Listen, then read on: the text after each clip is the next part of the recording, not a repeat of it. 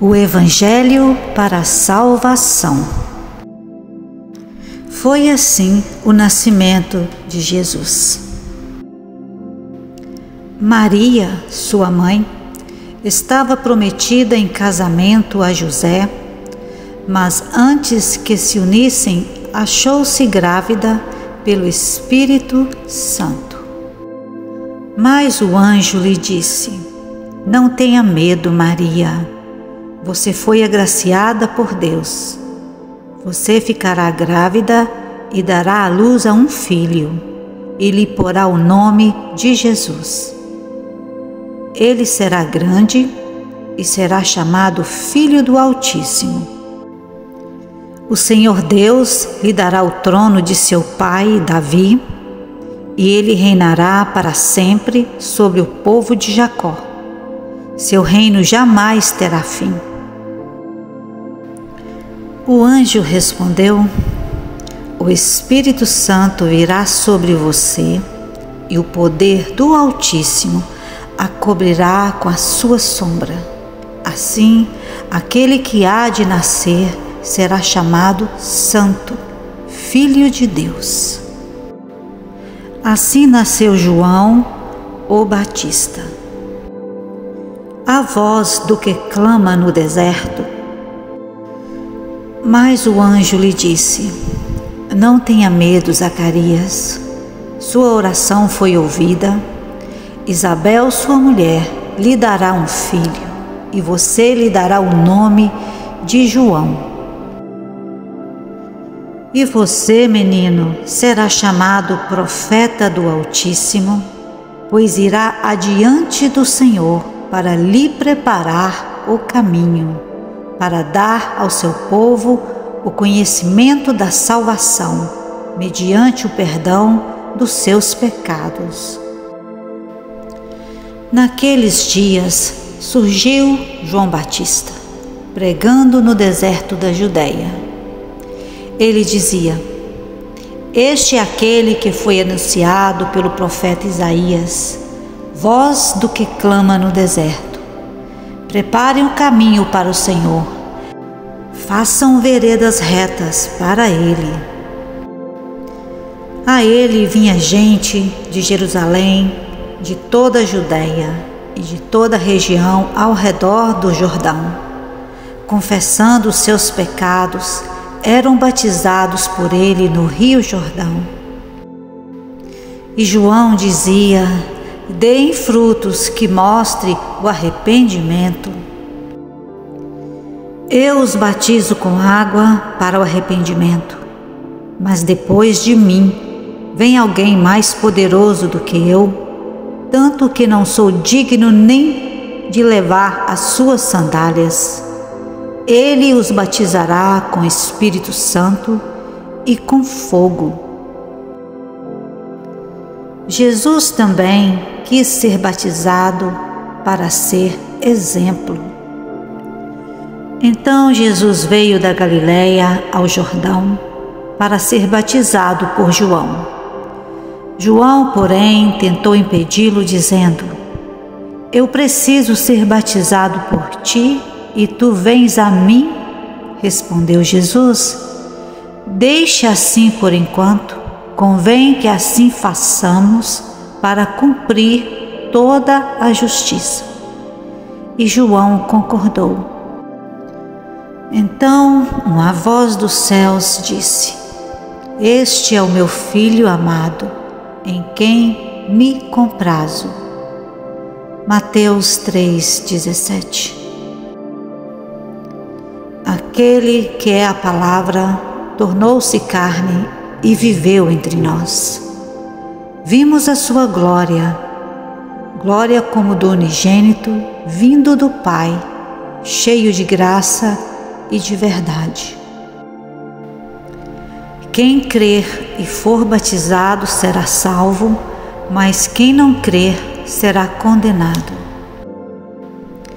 E sejam condenados todos os que não creram na verdade, mas tiveram prazer na injustiça. Fala de Jesus. Porque a vontade de meu Pai é que todo o que olhar para o Filho e nele crer tenha a vida eterna, e eu o ressuscitarei no último dia. Prosseguindo pela estrada, chegaram a um lugar onde havia água. O eunuco disse: Olha, aqui há água. Que me impede de ser batizado? Disse Filipe: Você pode, se crer de todo o coração. O eunuco respondeu: Creio que Jesus Cristo é o Filho de Deus. Assim, deu ordem para parar a carruagem. Então Filipe e o eunuco desceram à água e Filipe o batizou. Deus ressuscitou esse Jesus e todos nós somos testemunhas desse fato. Exaltado à direita de Deus, ele recebeu do Pai o Espírito Santo, prometido, e derramou o que vocês agora veem e ouvem. Pois Davi não subiu ao céu, mas ele mesmo declarou: O Senhor disse ao meu Senhor: Senta-te à minha direita, até que eu ponha os teus inimigos por estrados dos teus pés. Portanto, que todo Israel fique certo disso. Este Jesus, a quem vocês crucificaram, Deus o fez Senhor e Cristo. Quando ouviram isso, os seus corações ficaram aflitos e eles perguntaram a Pedro e aos outros apóstolos: Irmãos, que faremos?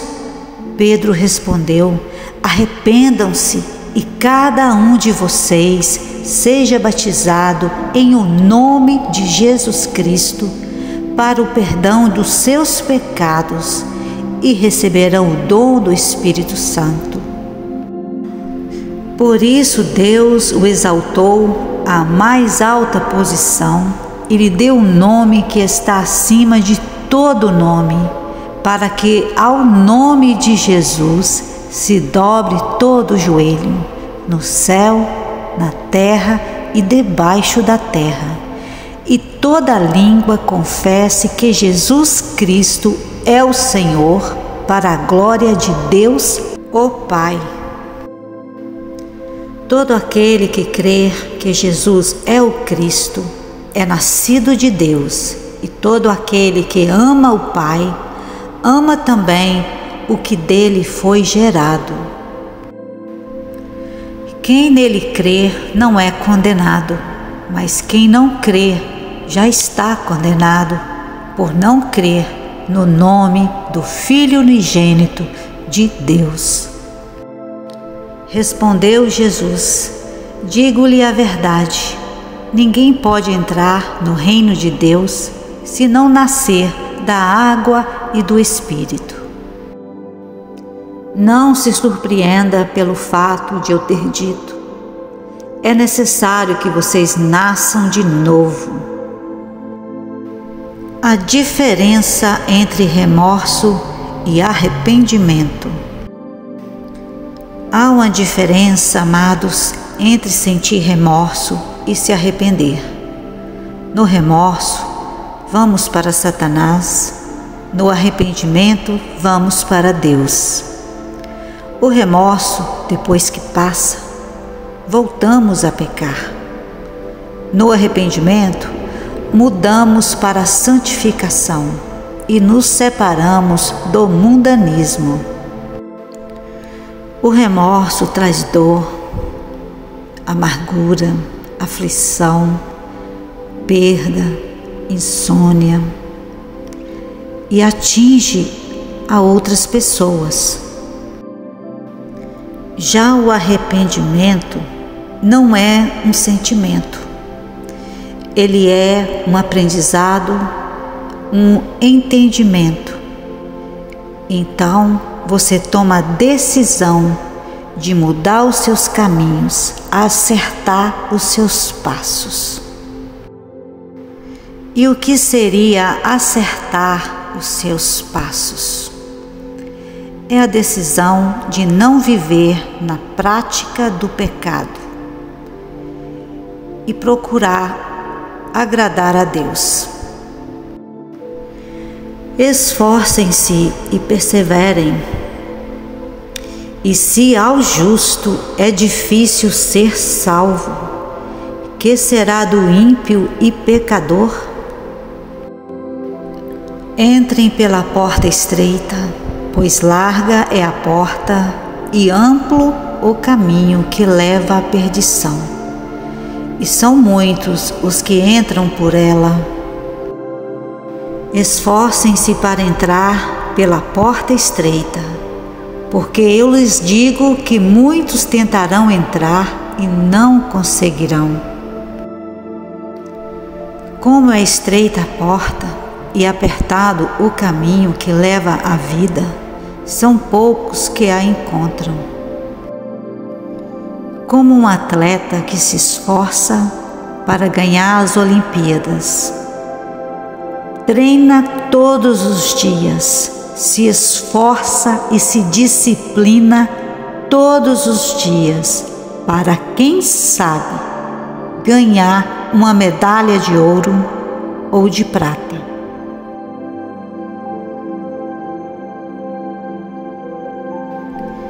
Amados, nós estamos concorrendo a uma coroa de ouro. Isso quer dizer que estamos concorrendo e correndo atrás de alcançarmos a vida eterna. Você precisará de dominar a sua carne. Você vai precisar de negar a si mesmo. E também terá que vigiar a si mesmo, vigiar o que sai da sua boca, como se veste, como se procede. Santificar-se é se separar do mundo. É como diz Mateus 7,14: como é estreita a porta e apertado o caminho que leva à vida, são poucos os que a encontram. No mundo tereis aflições, mas esforça-te, tenha bom ânimo. Eu venci o mundo. João 14, 21. Quem tem os meus mandamentos e lhes obedece, esse é o que me ama. Aquele que me ama será amado por meu Pai, e eu também o amarei e me revelarei a ele. Ouvindo isso, eles foram batizados no nome do Senhor Jesus. Atos 19, 5. Então ordenou que fossem batizados em nome de Jesus Cristo. Depois pediram a Pedro que ficasse com eles alguns dias. O batismo tem que ser feito no nome de Jesus, não em títulos Pai, Filho e Espírito Santo. Nós curamos em nome de Jesus, nós expulsamos demônios em nome de Jesus. E no mais importante para a salvação, devemos também sermos batizados no nome de Jesus. Atos 4:12.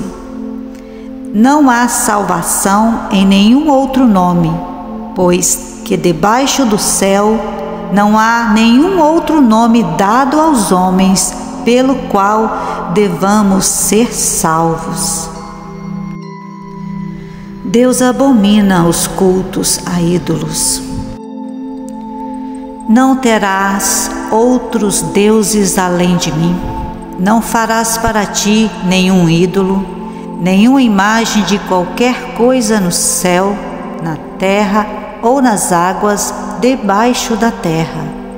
Não te prostrarás diante deles, nem lhes prestarás culto, porque eu, o Senhor teu Deus, sou Deus zeloso, que castiga os filhos pelos pecados de seus pais, até a terceira e quarta geração daqueles que me desprezam. Mas trato com bondade até 1000 gerações aos que me amam e guardam os meus mandamentos. Êxodo 20, 3 ao 6. Deuteronômio 29, 17. Vocês viram nelas as suas imagens e os seus ídolos detestáveis, feitos de madeira, de pedra, de prata e de ouro. Eu sou o Senhor, esse é o meu nome. Não darei a outro a minha glória, nem a imagens o meu louvor. E trocaram a glória do Deus imortal por imagens feitas segundo a semelhança do homem mortal, bem como de pássaros, quadrúpedes e répteis. A ressurreição desde o Velho Testamento. A ressurreição é uma promessa para os vencedores. Daniel 12, 2 ao 3. Multidões que dormem no pó da terra acordarão, uns para a vida eterna, outros para a vergonha, para o desprezo eterno. Aqueles que são sábios reluzirão como o brilho do céu, e aqueles que conduzem muitos à justiça serão como as estrelas para todo sempre. Isaías 26, 19. Os vossos mortos e também o meu cadáver viverão e ressuscitarão. Despertai e exultai, os que habitais no pó, porque o teu orvalho, ó Deus, será como orvalho de vida, e a terra dará à luz os seus mortos. Salmos 49, 13 ao 15. Este é o destino dos que confiam em si mesmos e dos seus seguidores que aprovam o que eles dizem. Como ovelhas estão destinados à sepultura, e a morte lhes servirá de pastor. Pela manhã, os justos triunfarão sobre eles. A aparência deles se desfará na sepultura, longe das suas gloriosas mansões. Mas Deus redimirá a minha vida da sepultura e me levará para si. João 10, 1 a 16. Eu lhes asseguro que aquele que não entra no aprisco das ovelhas pela porta, mas sobe por outro lugar, é ladrão e salteador. Aquele que entra pela porta é o pastor das ovelhas. O porteiro abre-lhe a porta e as ovelhas ouvem a sua voz. Ele chama as suas ovelhas pelo nome e as leva para fora.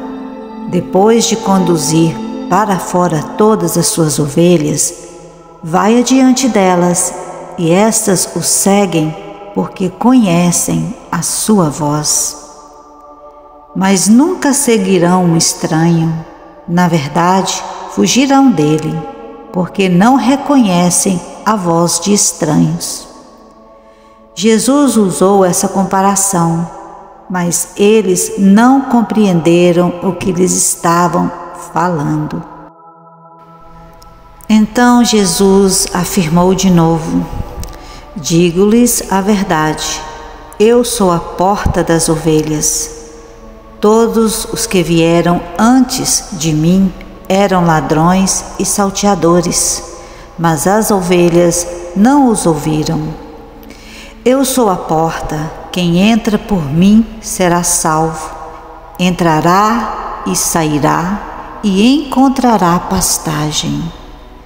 O ladrão vem apenas para furtar, matar e destruir. Eu vim para que tenham vida e a tenham plenamente. Eu sou o bom pastor. O bom pastor dá a sua vida pelas ovelhas. O assalariado não é o pastor a quem as ovelhas pertencem. Assim, quando vê que o lobo vem, abandona as ovelhas e foge. Então o lobo ataca o rebanho e o dispersa. Ele foge porque é assalariado e não se importa com as ovelhas. Eu sou o bom pastor, conheço as minhas ovelhas e elas me conhecem. Assim como o Pai me conhece, eu conheço o Pai e dou a minha vida pelas ovelhas. Tenho outras ovelhas que ainda não são deste aprisco. É necessário que eu as conduza também. Elas ouvirão a minha voz, e haverá um só rebanho e um só pastor. João 11:25. Disse-lhe Jesus: Eu sou a ressurreição e a vida. Aquele que crê em mim, ainda que morra, viverá. João 14:6. Respondeu Jesus: Eu sou o caminho, a verdade e a vida. Ninguém vem ao Pai a não ser por meio de mim. Atos 3:15. Vocês mataram o autor da vida, mas Deus o ressuscitou dos mortos. E nós somos testemunhas disso. João 5:28-29. Não fiquem admirados com isso, pois está chegando a hora em que todos os que estiverem nos túmulos ouvirão a sua voz e sairão. Os que fizeram o bem ressuscitarão para a vida, e os que fizeram o mal ressuscitarão para serem condenados. Apocalipse 11:15. E o sétimo anjo tocou a sua trombeta, e houve no céu grandes vozes que diziam: Os reinos do mundo vieram a ser de nosso Senhor e do seu Cristo, e ele reinará para todo sempre. Apocalipse 20:6. Felizes e santos os que participam da primeira ressurreição. A segunda morte não tem poder sobre eles. Serão sacerdotes de Deus e de Cristo e reinarão com ele durante 1000 anos. Tiago 4:4.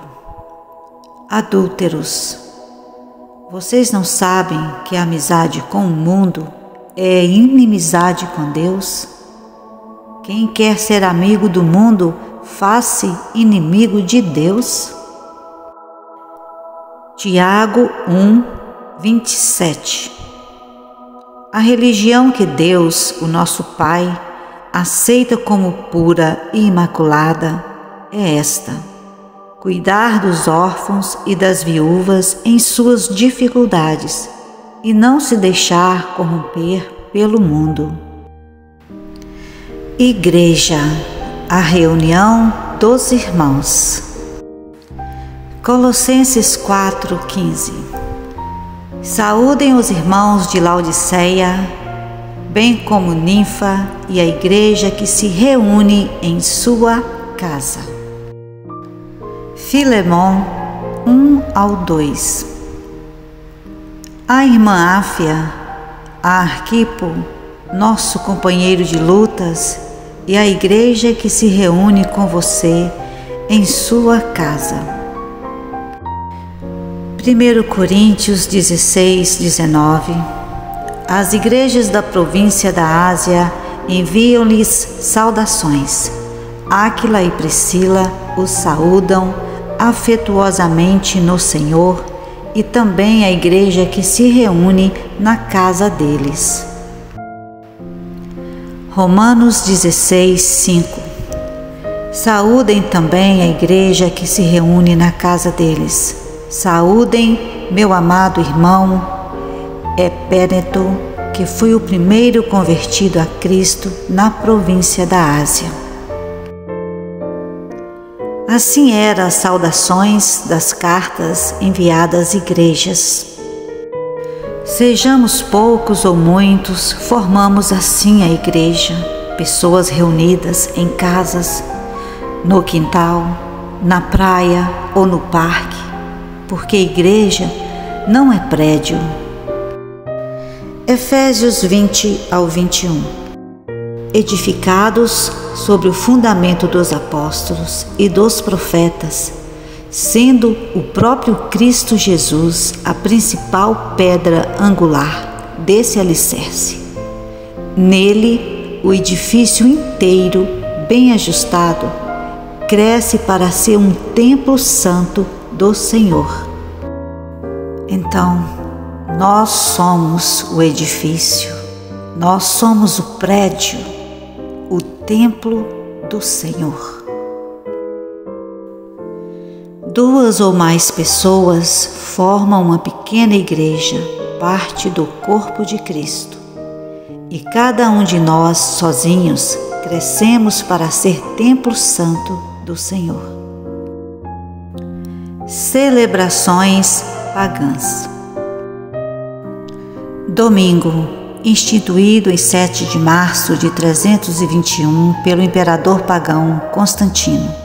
Foi promulgada a lei na Enciclopédia Britânica, edição 11, sobre o domingo diz: o mais antigo reconhecimento do domingo como uma obrigação legal é uma Constituição de Constantino de 321 AD, que significa Anno Domini em latim, Ano do Senhor, decretando que todas as cortes de justiças, habitantes de cidades, repousassem no dia do sol, o domingo, e até hoje muitas religiões obedecem essa lei.